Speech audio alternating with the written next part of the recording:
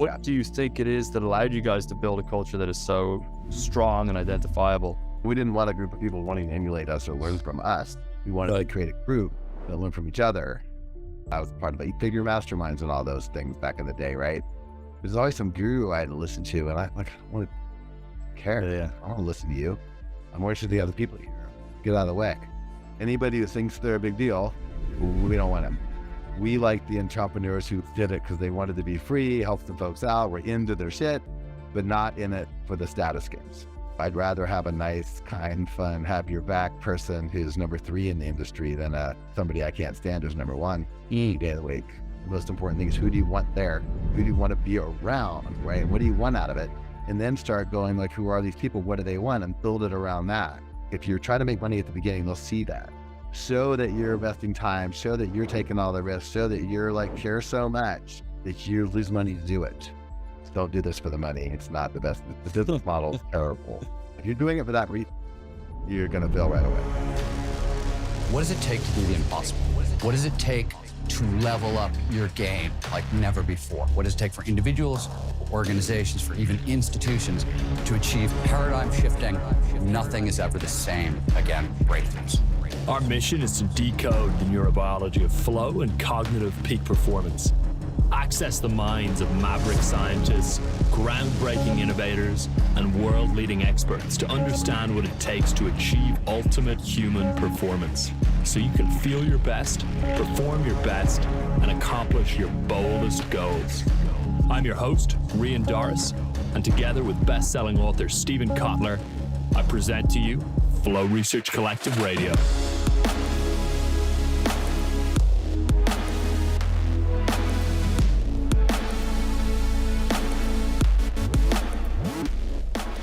Michael Lovitch, welcome to Flow Research Collective Radio. It's great to have you here, sir. Good to see you. Yeah, you too. So I'm going to start with an intro. So you are a formal special education professional, an overeducated grad student, and supposedly, and I'm sure these are your own words, floundering tech sales guy who decided at the age of 34 to take the entrepreneurial path because nothing else was working.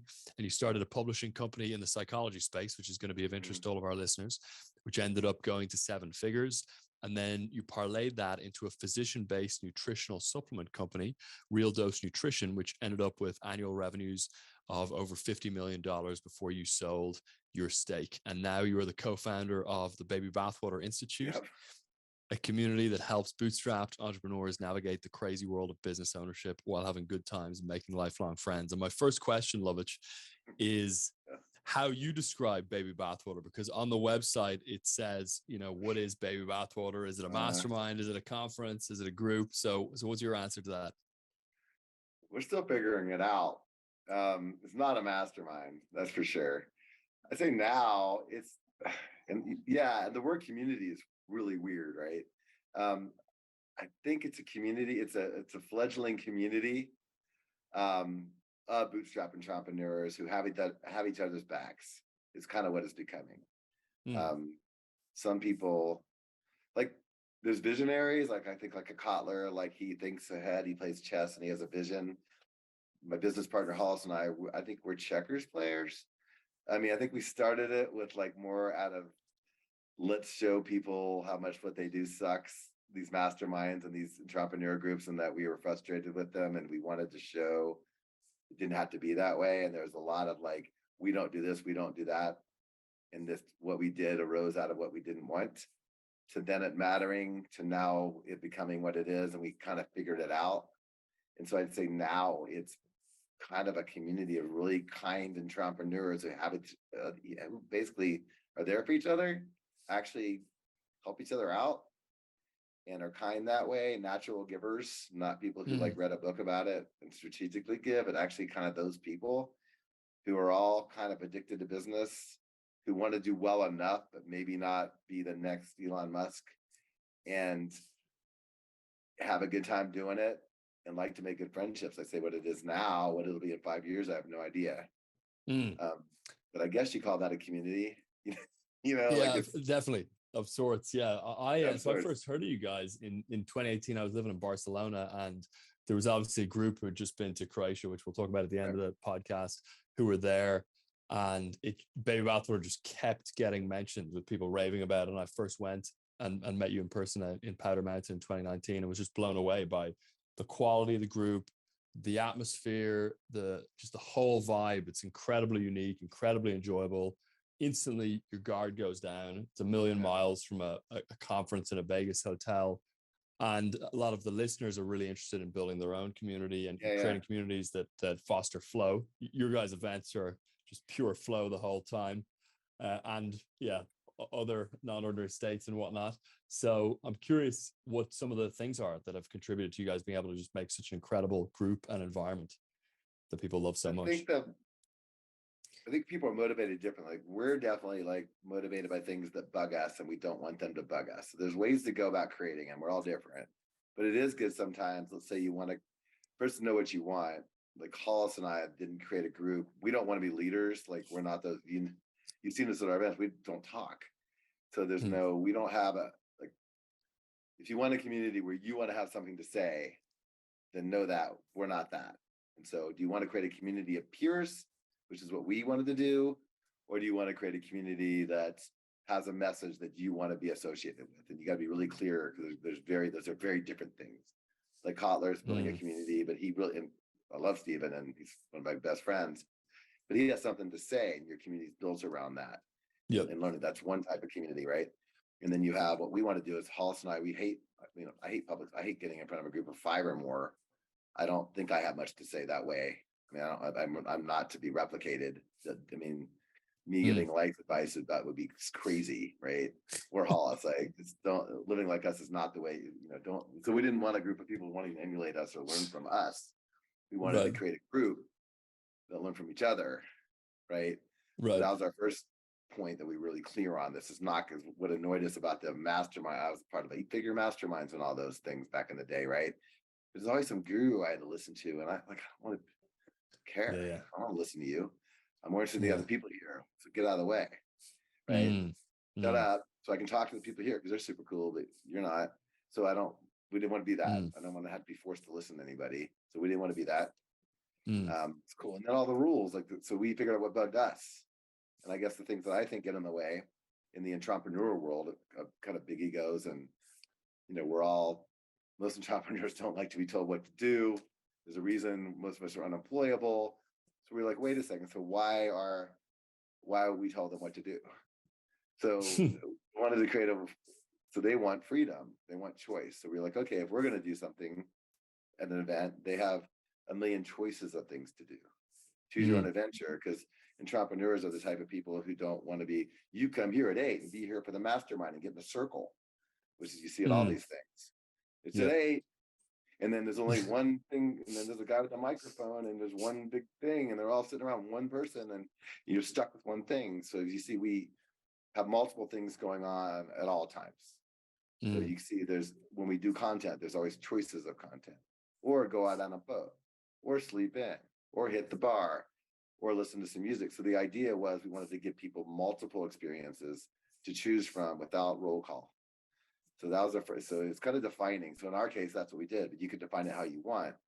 Our audience was bootstrap entrepreneurs, so not the Silicon Valley people, not the funded people. We have also choose your audiences. I don't want Zappos. I don't want CEOs who are answering to their investors. So we didn't want the investor monkeys. We wanted the people who own their own reality completely. And they especially don't want to be told what to do. So one is knowing your audience. So we know we wanted entrepreneurs who weren't beholden to anybody, not their investors, nobody. So they want freedom. That means you give them choices. So that was a big thing. And then the subset of who we wanted there was, you know us pretty well. We don't think we're big deals, and we don't think anybody else is either. So anybody who thinks they're a big deal, we don't want them.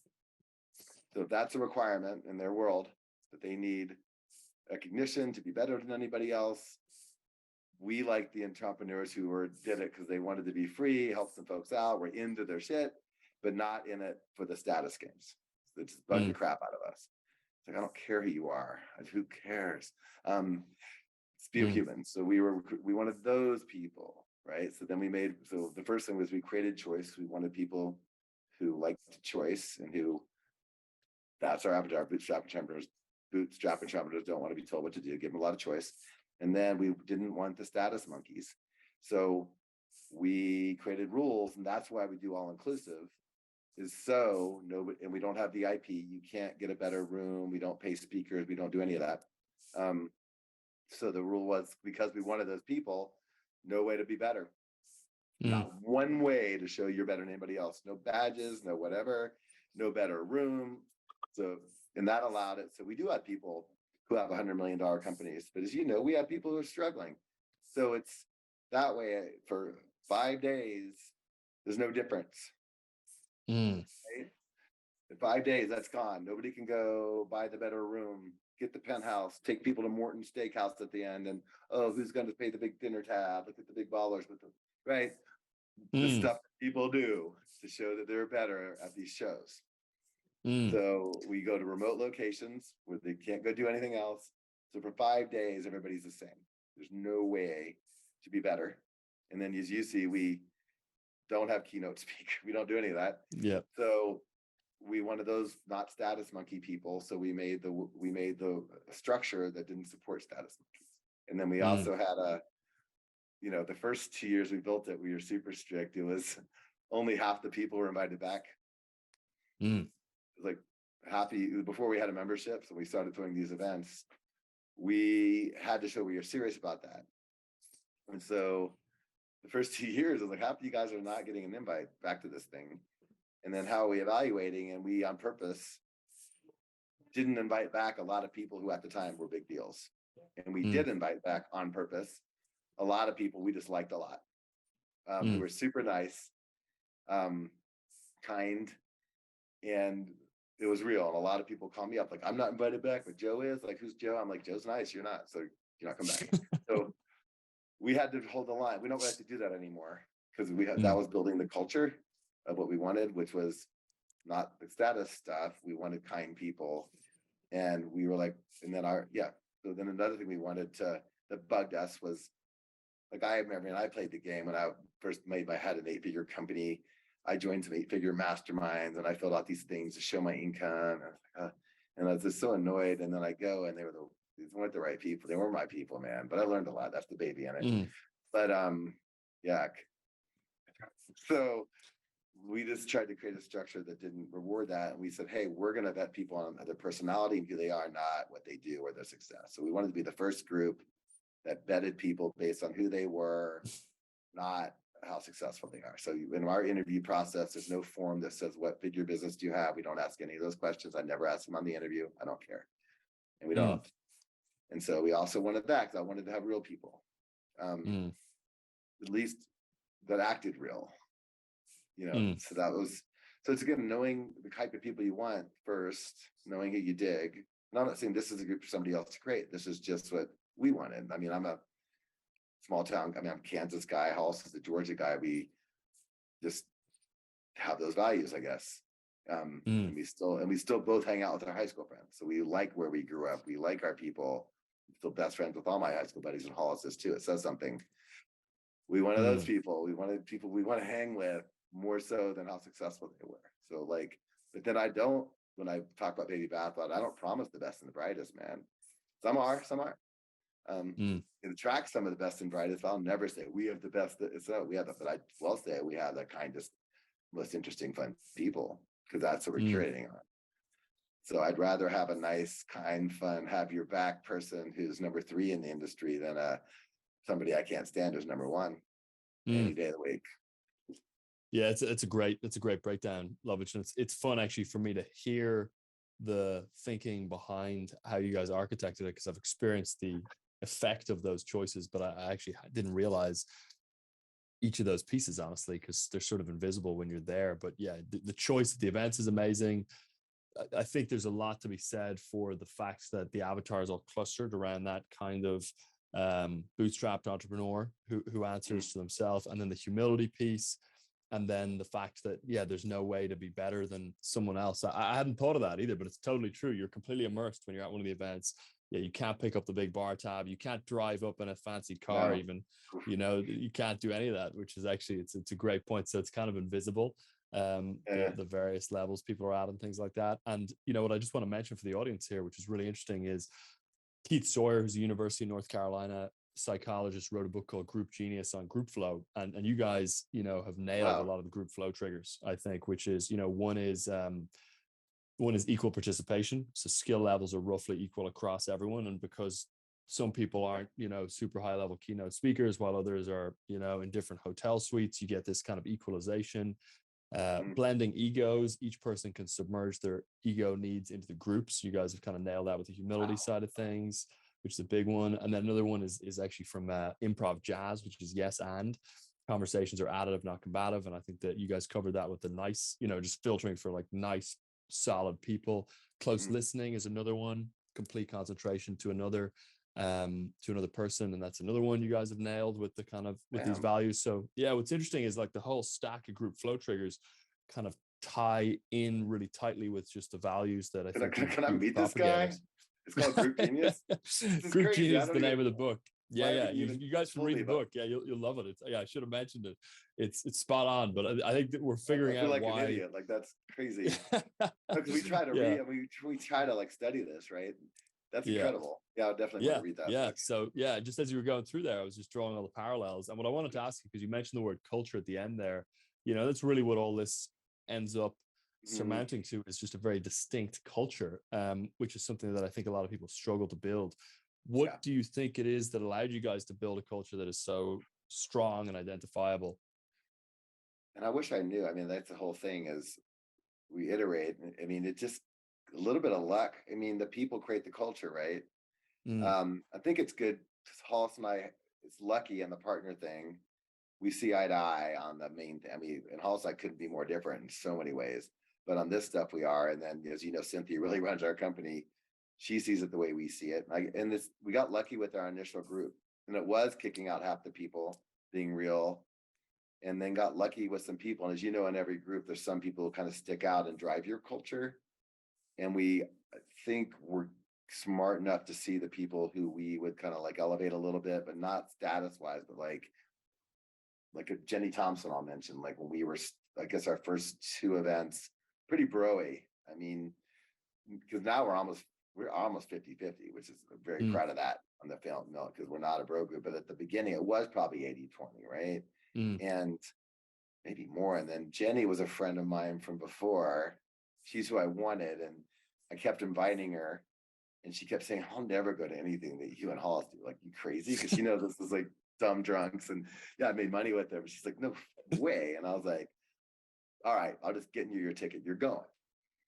And she went. And she loved it. This is great. But she goes, what's wrong with the chicks here? And I'm like, well, maybe you can change that. And I kind of elevated her as like, that's who we want. Kind of, so we got recruited a ringer. And then, so she's a big reason why that's strong, because Jenny's sharp, kind, doesn't take any shit, no tolerance for girl fights, right? Just the kind of culture that you'll see there on the female side. It's very like loyal, like strong, but just can get along with any, stronger than a guy kind of thing. So that's girls, as you see, all the girls are there, they're tough, right? They're fantastic. And so it's kind of finding the people sometimes you build around a little bit. Right. And so you get rid of the people that, especially at the beginning, that you really don't want around, and the people you do want around, you kind of get them, hey, like Kurt Malley, hey, you can, hang out by the music, just whatever, little things. Right. That you kind of like show the kind of person you want around. That makes sense. Well, it also sounds like what you guys are doing there is really making it participatory, where the community is kind of like leading different elements of the group as well, which I imagine plays a big role. Yeah, you see different cultures in the group. I mean, so and they're great. And then every time we get in, and then it's inevitable every year there's somebody new comes in who's like, we're like, whoa, that person's way cooler. That's way cooler than me. And I'm like, neat. And then you do kind of let them go, because you're like, whoa, what a new wrinkle. This is cool. And recognizing the new wrinkles that develop, like Elisa, I mean, like, it's like, whoa. And then and now we have these 3 new girls in who like are changing things in a great way. So I'm like, go. and then I do talk them up, and like, if they're funny and they, Mm. so it's, and you didn't even know those people existed, or, so then that's and the benefit, I think, is like we're getting out of it is we're meeting people way better than we are. I'm not talking about better economically. I mean, that too. I mean, Hollis and I are the bottom 20%. If success is money, Mm-hmm. Hollis and I now are the bottom 20 percentile of our group, right? So 80% of the people in Baby Bathwater are more successful economically than we were at the beginning. We were at the top 20 and now we're low. That's kind of cool. Mm.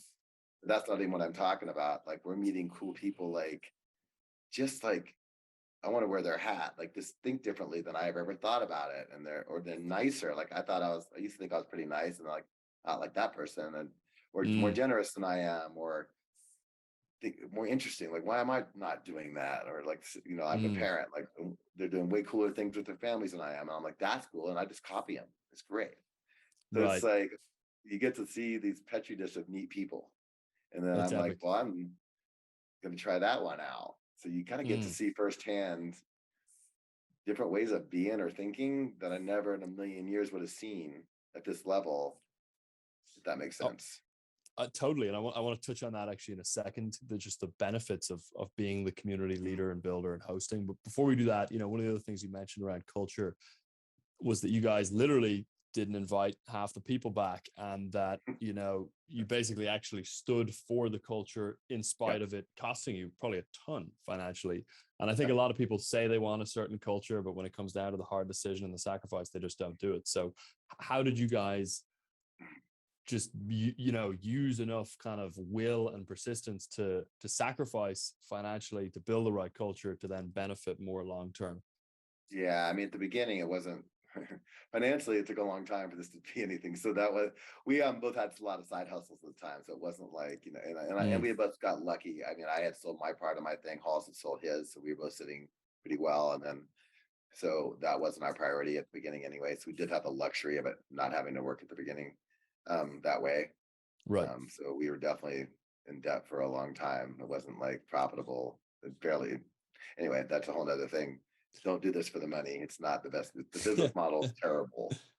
I Right. mean, it's not a good business model that way. Mm. It's not at all. But we're not losing money anymore. That's cool. But yes, don't do it for that. If you're doing it for that reason, you're gonna fail right away. Yeah. If you go, I'm gonna create a community so I can make money, it won't work. Right. You can make one that creates money, but it's not gonna be one you want to be a part of. So Right. yeah, it's not a good business model at all. So that's, again, I try to get that out of the way. It's great Yeah. for other things. It's great for the other things in your life. And it's great to do it. And it feels great. But the other things I've gotten out of this, even economically, are great. The actual Right. thing is great economically. Right. The thing itself. So what was it that allowed you guys to make those money sacrifices though? Was it just enough desire to want to make the thing really Well, epic and not like all the other things, or? we're both this intolerant. I mean, like, I really can't be around people. I have, like, they call me twitching Asperger's. So when I don't like somebody, I start twitching. So I can't even hide displeasure. And Hollis, who wants to be around who Hollis wants to be around. We're both pretty selfish. I'm that way Right. with our Right. company. So yeah, it's just more that. That's funny. There's no way we were gonna let you in. Like, you know what I'm saying? Like, it's just because our disdain was high. Well, here's another You question have to based believe. on I guess that, you have to really believe. I mean, if I'm gonna answer in a more general way, you gotta stick with it and kind of promise yourself that you want to be a part of your thing, and then use yeah. your filter and stick to it. Right. And so it's whatever it is that and it's also like, what I don't like doesn't have to be what you don't like. I mean, it just happens to Hollis and I just happen to agree on the humans, but it's, Right. and we're both super social. And so humans matter a lot to us. So, but it's different for everybody. We have a certain type of person we like, it is what it Right. is. And how did you guys navigate having to say difficult no's to people, who some of whom were probably important connections and relationships? How do you do that without feeling like Well, you're because burning we would just bridges? not invite them. And most people just don't say anything. So it's not that hard. And then the people who do call, I just have just tell them, like, it's not for you. I mean, more like, this isn't for you. You should go somewhere Right. else. And I always recommend, like, you're not where we're going. And then I'd say, and I'd always give them like where they do belong. I'm not going to put Interesting. down. There's other groups out there, and so I'm not going to put people down. I'm not going to like say who the groups I send them to are, but I can make it seem like they belong there in a more positive way. I'm not trying to be mean, but I'm like, you're going to get more value over here. Like, look, there's a guy over there or a girl over there that's doing something that you're going to get what you want. You're not going to get what you want here. So I try to turn it into, you're not going to get anything out of this. You just don't know it yet. Yeah, got it. No, that makes total sense. And then they probably appreciate it because it's kind of a high Right, integrity there are thing, other groups, which it is. Yeah, there are better groups for what they're looking for. If you want to be like be a best-selling author, for example. I mean, we're not the group, but it's just if that's your only goal and you don't have any other way, there's better groups for that. Right. That makes makes total sense. One thing you mentioned just before we started recording, which I thought you put really nicely, is just that being the person who's leading the community or facilitating or hosting or whatever you want to call it is really tremendously valuable. There's a friend of mine said recently, hosting is 10 times as much work, but 1,000 times as valuable. And I'm curious if you could speak to that a little bit for people who are listening and want to bring community together or build communities. Yeah, I mean, the first thing is you get to be around, if you build it in a way that you're attracting the people that you want to be around, by far the most important thing, you get to meet wildly the variety of people that get in your life. If you like people, it's crazy town. And then because you are the person running it, like it or not, I mean, there is a halo effect and you just get to meet them in a way. I mean, other members, you see, they're all friends, but we do get to meet them in a different way. Yeah. And so it just is, and then they contact us for certain things. Right. And so I get more insight because people want to use the group and they'll call like, hey, how can I use the group for this or whatever? And so we get to have these conversations and I get to meet them at that level of like their dreams and ambitions and get to know them better. And it's just cool.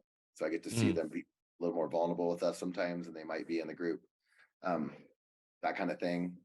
And so it's just get to meet them at a different level. And they were somehow, if you're running a group, they reveal more to you for some weird reason. So you just get to know a slightly deeper level of what they really want out of life. And they're like, well, that's cool. And then it's fun. And then you go and then the next thing is like watching people just to know that you like my favorite, I'm like a yenta, like watching people meet and then them becoming best friends or helping each other out is the coolest feeling in the world. Like when you're rooming with a guy you met, like so they have a bunch of your pad over there in California, all you guys are roommates and you met through Baby Bathwater and your lives are great. And you happen to meet there. And that's a good feeling. Yeah. Right. Like, because I'm not, we're in different generations. Like you and I, like we're buds, but we're not like tight. I mean, we're in different worlds. But then to watch you guys go, you have a thing, and that's fucking it's super gratifying. So that's the feel good part of it. And then the benefit is there is a halo effect. And so like I probably get invited to a lot more things than I would ever, because Hollis and I run Baby Bathwater. I get invited above my level a lot to things. So I do get it, so the crass part is I do get invited to parties I wouldn't have gotten into before. So it's definitely given me access to things that, wasn't considered at whatever. But I do get it, it does get me into things, so certain, because people think that group leaders mean more than they do. It's kind of not, but they think that. So you're like, cool, I'll go to the box seat of the football game. It's cool. So you get access to stuff, besides the gratifying part. And then on the, so the friendship side's obvious. And then, like traveling, but actually any member can do this too, but like, I could go anywhere and have something to do. It's a worldwide group. But, and I guess the other thing is, and on the business side, I get deal flow. I mean, that was originally when Hollis and I started it. Like we were let's throw a party, meet the people we want to do business with. So the whole idea, besides like showing the people that we could do it in a way that wasn't yucky, we wanted to find the people we wanted to end up doing business with. That was our side goal. And that's worked out pretty well. So like deals that come my way, I would probably never get, little partnerships and things like that. And also the investing deal flow is amazing. So like there's quite a few things that have come through Baby Bathwater, or people meet at Baby Bathwater, they start a company, or hey, we're gonna get this hotel or do this investment prop, whatever. We get access, and then because we know the members really well, I have a high prediction value on who's going to do what together well. So I think we're pretty good at, because we know everybody so well, when they say they're doing X, it's pretty easy to know what to invest my money in. So right. That's nice. So the deal flow and also the ability to discern more effectively on what deals are going to win. yeah, we've thrown in a lot of things and they're doing pretty well on members. Yeah. It's not like like we don't have a fund because we don't want to be the fun guys, but we do a lot. And that's the thing. We haven't done an official group. We will vet. It's almost like free vetting. And then people hear Hollis and I are doing it and they'll all throw in. Like we just all invested in Mac's soccer team and now we own a soccer team. That's super cool. But Mac's going to do it. That shit's working. Yeah. Right. So it's like, right. And so then, so anyway, so that'll work, but most people don't know Mac. So he won't fail. Yeah. That's cool. It's a really great point. Yeah, you have that extra insight. It's still basically fast, free diligence and the deal flow kind of thing. Super interesting. And we have because it's a diverse group. We have people to call in. Like we're looking at a piece of land, for example, Hollis and I have to do something with. And there's 4 people in our group I can call that will be way better at telling us whether it's a good investment than we are.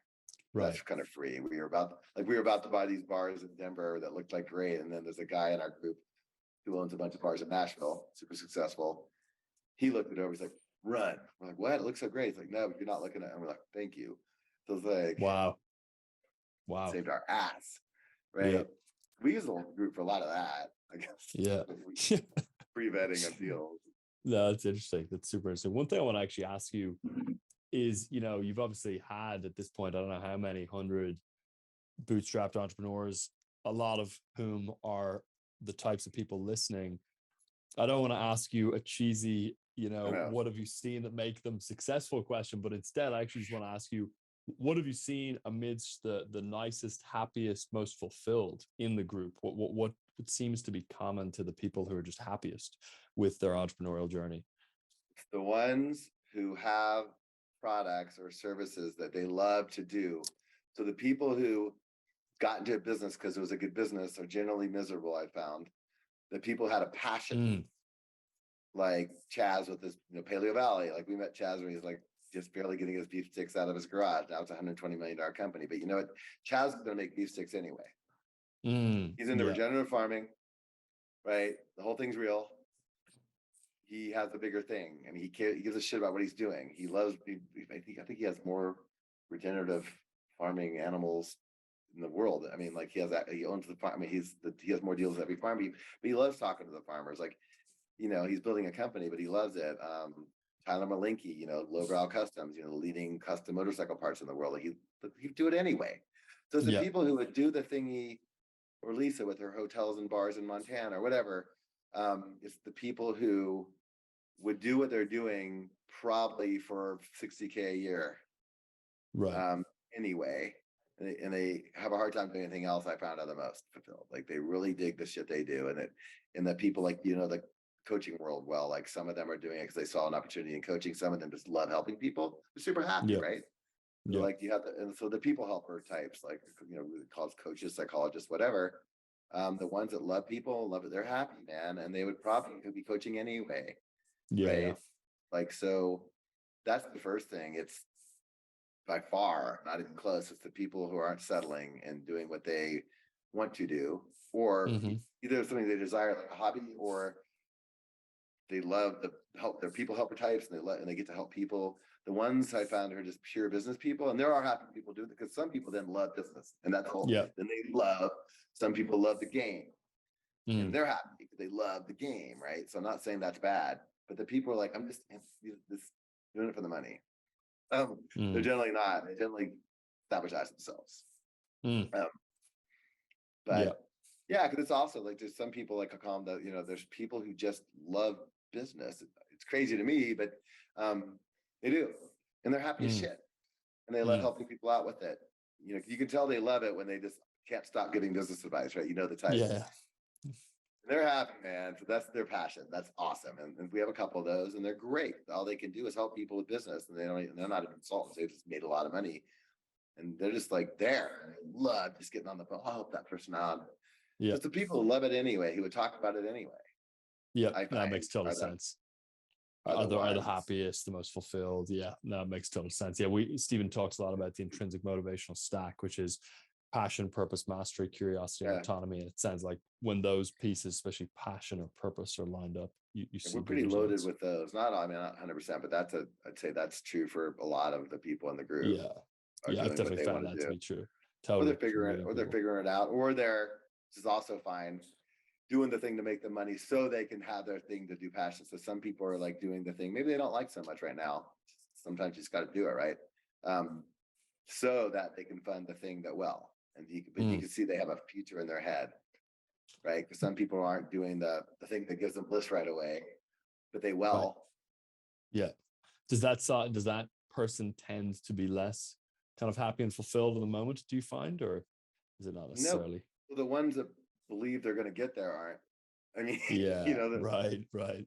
That's interesting. So the conviction we have makes a those too. Like I difference. said, we have all levels. So like, there's people there who I know aren't doing the thing they're going to die, grow old doing, Right, but they'll grow old doing what they're going to do. right. They will I, grow old doing the thing they're going to do. just on the note of growing old, one of the things you mentioned when you were over at our house was Yes, the potential future baby bathwater nursing home. I don't know if you're allowed yeah. to mention that, or because it's super It's interesting. it could be a thing because we're age. Like there's the state of that is terrible. As you know, my parents in their Yeah, 80s. It's yeah. awful. It's funny. We actually have a new member, Annalie Kruger, and she's an aging expert. She's amazing. A couple members have hired her to help with their parents, and she basically helps with this. But she's like, you listen to her, like it's just terrible out there. And so we're Mm, like, what if? And then Jimmy Buffett's family, Jimmy Buffett's old folks home are sold out, and they can't even build them fast enough. So we're like, we're an affinity group. Like, why can't we change that? I mean, have right. a place that we could all grow, like a place to grow, but in style and have fun. And then, but I've always thought it's weird about the old folks homes are in one location. Like, wouldn't it be cool if you had an old folks home, but you could travel within them to different places so you weren't Yeah, stuck? yeah, And still yeah. have all the nurses. And anyway, that's the thing we're looking at. And then it's not a bad investment either. So that's the thing. And then grow old is our code word. So when Hollis and I are because you know how it goes in our thing, we invite people apply to our events and go through a rigmarole even to get to one. And then if you're invited to the community, you kind of get voted in.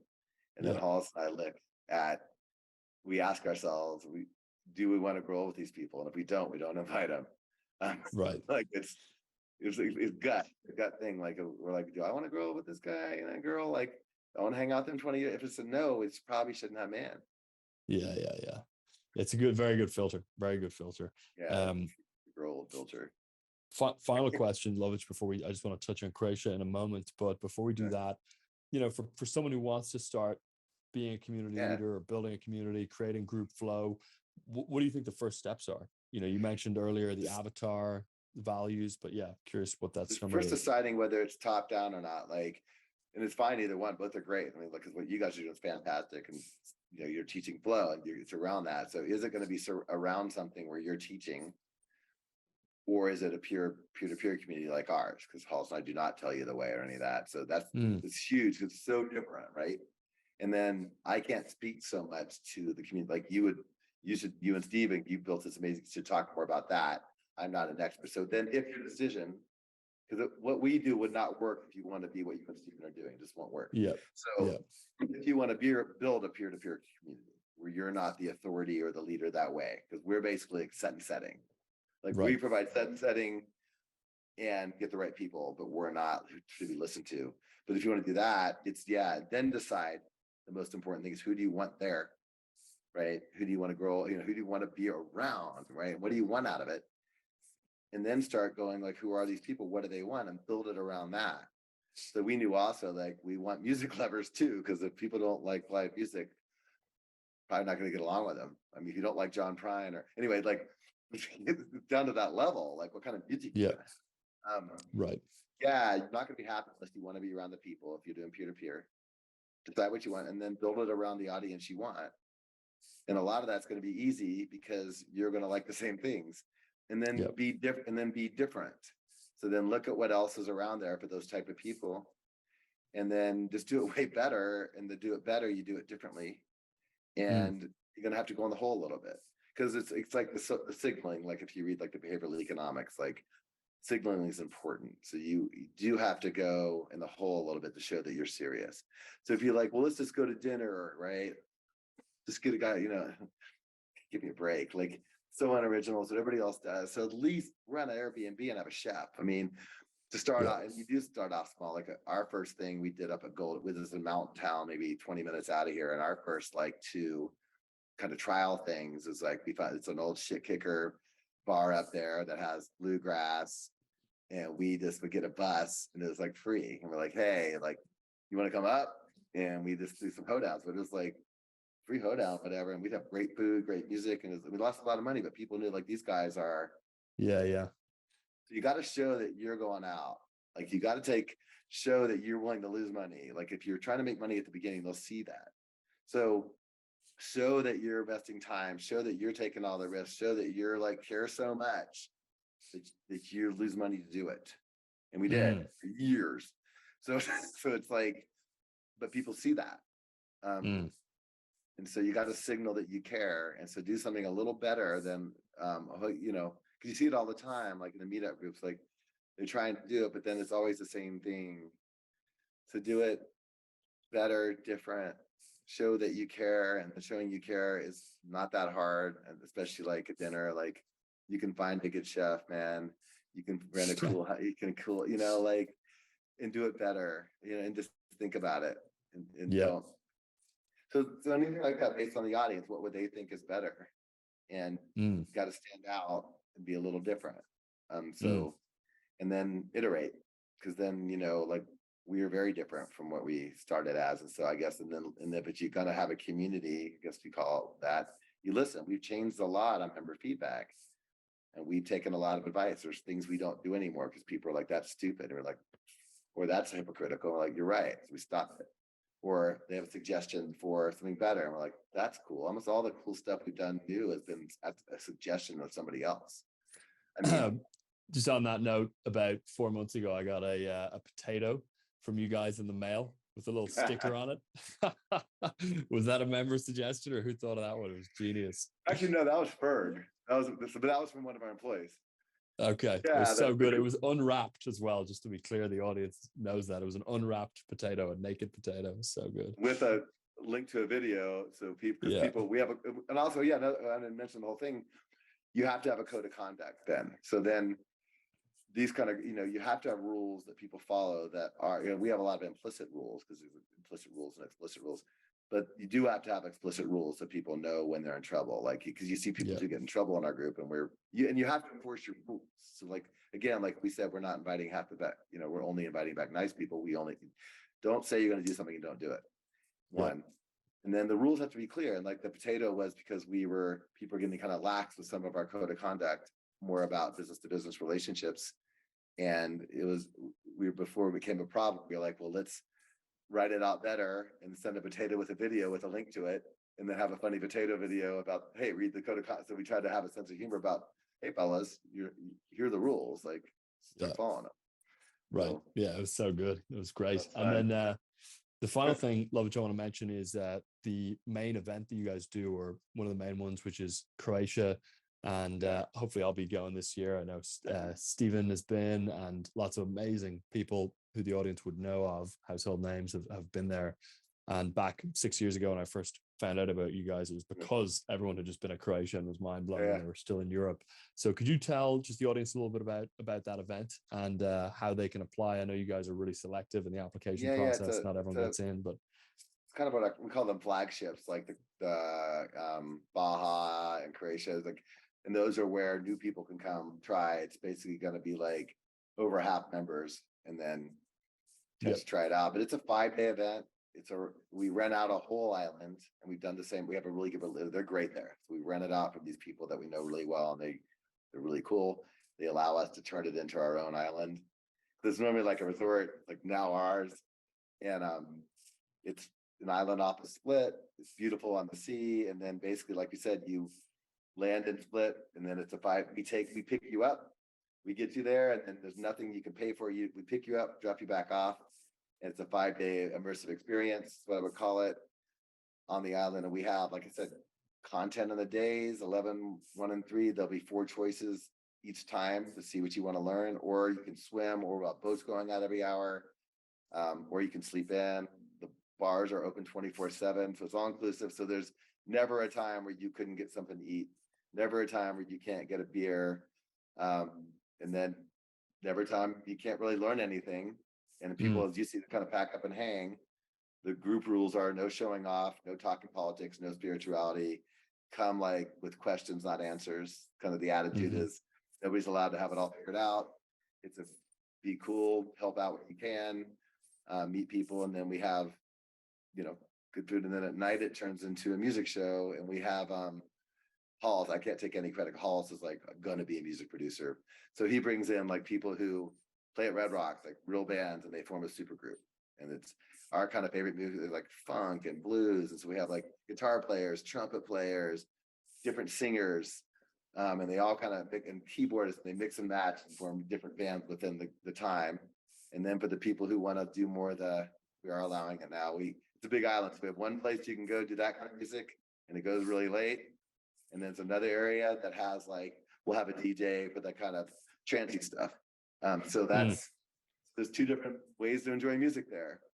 And yeah, so it's just kind of like a little village that happens, and you can do what you want when you want. And there's different crowds, and also we get a reputation. We have people who don't drink or do, and they're basically, so it's really funny. You'll have a group that's going to bed at 11, waking up at 6 for yoga, doing their thing. And then we'll have a group going to bed at 6 a.m., sleep until noon, right? So the groups, and then we have such a big island. So they feel like festivals. So the island can fit like thousands of people, and we only have like 250. So it feels empty in a lot of ways. So it's lots of space. And then we have different camps kind of, and this luxury camp. So it's like cabins with AC and all that. So it's not roughing it. But people fill out surveys before they come, and we basically build it around the people. So if you're loud, you're going to camp this loud, and you're going to stay up late. We have our early morning people. So that way people who want to quiet, get it quiet. And then some people who say they want to be quiet, like, no, this is my weekend, and then we'll move them over there. And then we have the two people go to bed at 2 a.m. and wake up. So we have different people in different areas because it's big. So we're able to kind of divide so that way people don't bug each other. So it becomes like just a little community, and then everybody's around in the day, and then people are just kind of packing up doing their thing. And then the only time everybody's together at once, where you hear Hollis and I talk at all is at dinner, and that's when we're just like, thanks for being here. Boats are going out at 10, not 11. Look, little logistics things. And that's about all you hear from us, as you see. And then we did some dumb awards last night, but that's about all that's the only time where everybody's together. So it's it's kind of like a music festival meets entrepreneur show. I'd say the best way to put it, with some rules of to say if you want to come try to get investment or have somebody promote your book or any of that, that's not allowed. No selling. So you can't sell your wares there. So you're safe from that. That means people smell the hidden agenda really fast. And so if you do have one, you'll never come back. So just know, so it's not just that. And I tell people all the time, and that's a big reason why people aren't invited back, because they can't stop doing it. We're like, come on. And then it's also, we tell the guys not a place to get laid. Like, we leave the girls alone. We're getting loose, we're having a good time. We're dancing, I'm drinking a lot and stuff. So leave them alone. Big brother energy, not pickup energy, because that'll also dealt with not very nicely from us. Yeah. No, that makes total sense. It's a safe place from, so that way you can get loose and not make a mistake, because we're not good. Yeah, So I love it. That way you get dumb and not have consequences, because we're not going to let that.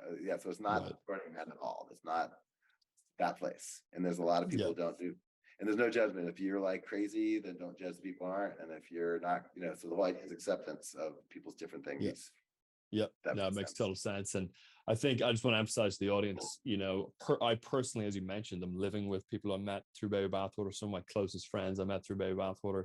Some of the most influential people on me from a business standpoint I met through Baby Bathwater, and just the community and the group is so incredible. So I really want to encourage our listeners to apply and to see if they're fit and potentially could go to an event like Croatia. How can people do that? How can they apply? I don't even know a URL. Just go to babybathwater.com, and I'll give you a link or something, and events, and apply.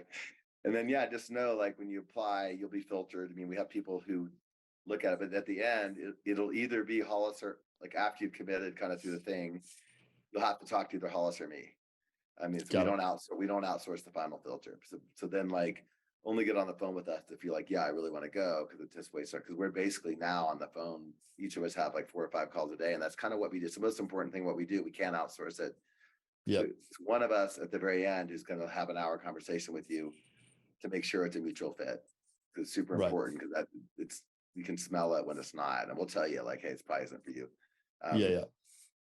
So it's one of us at the end of the day it's going to do the final filter, the thing. So yeah, it's kind of it's that, and it's fun, and it is our only thing this year that a non-member can go to, and so it's a chance to kind of see whether we're your kind of monkeys kind of thing. I mean, super. Okay, yeah, I didn't realize you guys had the domain babybathwater.com. That's nice. So babybathwater.com it is, and thanks again so much, Lovitch. This was really great. Yeah, really fun. Thanks We'll for having me hopefully on. do another one with Hollis as well at some point. Yeah, and again, thank you guys. Listen, I just want to say thank you guys for everything. And I mean, I can't even emphasize the amount of just value and community and relationships I've gotten out of the group. It's been more than any other group I've ever been a part of. So yeah, super grateful for you guys. Yeah, big time. And then the book is Group Genius that I got to get. Group Genius, exactly. That's the one. So we'll get you on that. Okay, I'm in. All right, thanks for having me on. I really appreciate it. Yeah, my pleasure. Thanks, Lovitch. Take care. Bye-bye. If what you've heard on Flow Research Collective Radio has been helpful, please consider doing us a solid and leaving us a review on Apple Podcasts, Spotify, or wherever you are listening to this. Reviews help us connect to a wider audience so we can get these peak performance principles out to more people.